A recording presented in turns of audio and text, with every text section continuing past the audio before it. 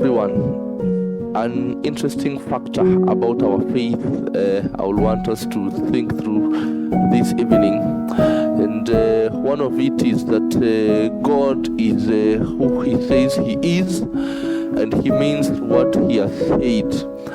One of the very important factor in our life as believers is that we believe in a God, and faith comes by hearing, and hearing the word of God. There's this story in the book of 2 Kings chapter 5, chapter 6 and chapter 7 that describes this guy called Naaman who was sick of leprosy. And just to fast forward to go to my point is that it does appear that upon meeting the man of God Elisha, Naaman has to go and dip himself in River Jordan. And one of the things, or rather he comes to a point where he has to make a decision of whether he will go to River Jordan or also take an alternative of going to other clean rivers in Damascus. The River Jordan was not known to be a good river, it was dirty. But that's the place where God wanted Naaman to go and dip himself in. The issue here is not the leprosy, the issue here is not the rivers, the issue is that could he believe what God has said is true? And could he believe that all that God has said will come to pass because it came from God? And there's that place where he was to make a choice as to whether he will believe that going to dip himself in River Jordan will cause him to experience his miracle. And interestingly enough, we discover that when he goes and dips himself 7 times in that river, the leprosy goes away, he gets healed. This is to say that God wanted to be believed.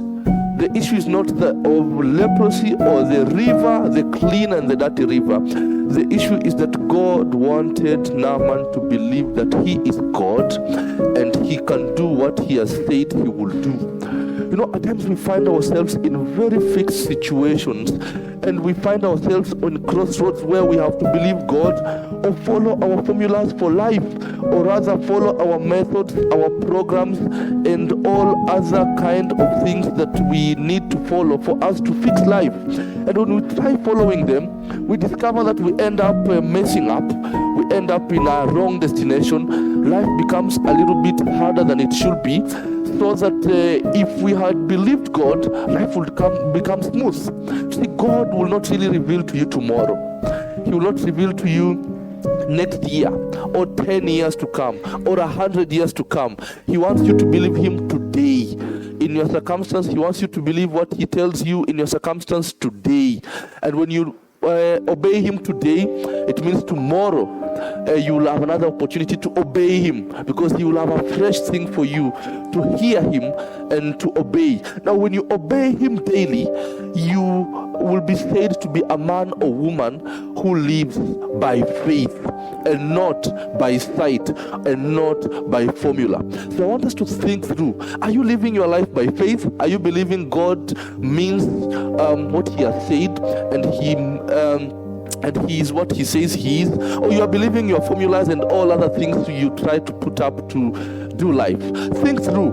But I challenge you, take up the mantle of running to believe God in every single bit of life, that everything He tells you today, just believe. And as you believe, you'll experience the miracles that you are anticipating in your life, and He will lead you to the healing and to the besides the still waters which are clean, which are having a lot of satisfaction, and you will not really struggle in life. So believe God. Don't work with formula, work with faith. Thank you so much. Have a good day.